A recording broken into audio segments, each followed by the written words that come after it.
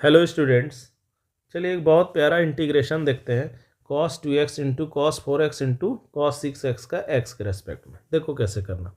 सबसे पहले क्या करना, दो दो फंक्शन लेना है ना, और एक फंक्शन को अलग रखना है ना, ताकि क्या हो जाए, वो प्लस और माइनस में आ जाए, प्लस और माइनस में आ जाए। देखो क्या करना। देखो सबसे पहले cos a into cos B का फॉर्मूला होता है हाफ, ठीक है।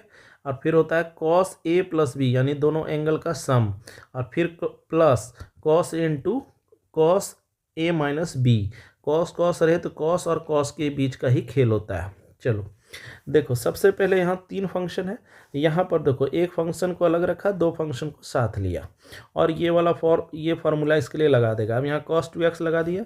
अब cos a into cos B, तो यहाँ लिख देंगे cos a प्लस बी, यानी a के जगह पर कौन है 4x, यहाँ b के जगह पर कौन 6x, तो cos a प्लस बी यानी 4x प्लस 6x, तो यानी cos 10x हो जाएगा। अच्छा, फिर हो जाएगा कॉस, फिर लिखेंगे कॉस, और फिर उसके बाद लिखेंगे a माइनस बी, यानी 4x माइनस 6x, x का x के रेस्पेक्ट में।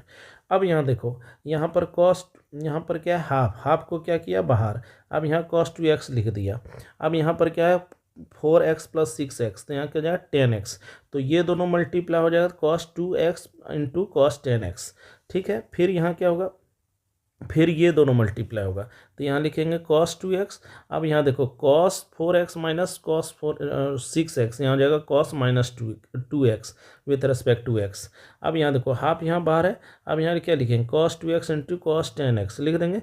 अब cos माइनस थीटा बराबर होता है cos थीटा, तो cos थीटा यानी cos स्क्वायर, और थीटा थीटा की जगह पर 2x, यहाँ लिख देंगे x के रेस्पेक्ट में, लिख दिए।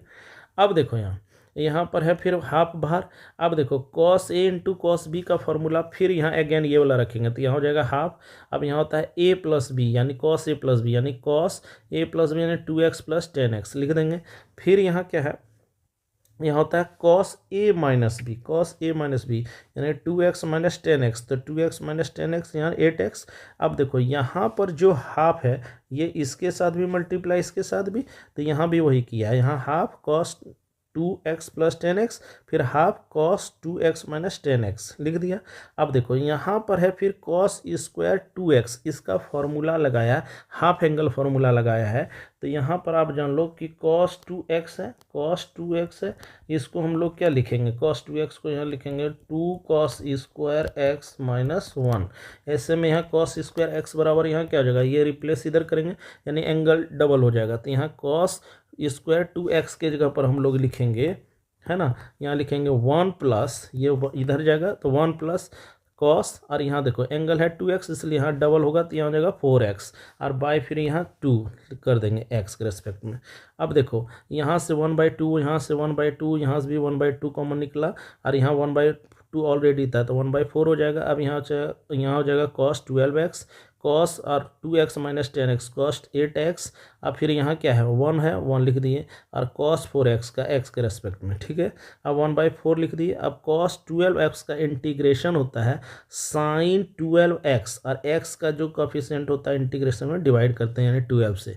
cot 8x का हो जाएगा sin 8x, और है ना 8 से डिवाइड कर देंगे 1 का x, और cos 4x का फिर हो जाएगा sin 4x, और 4 से divide plus c, constant of integration which is the final answer.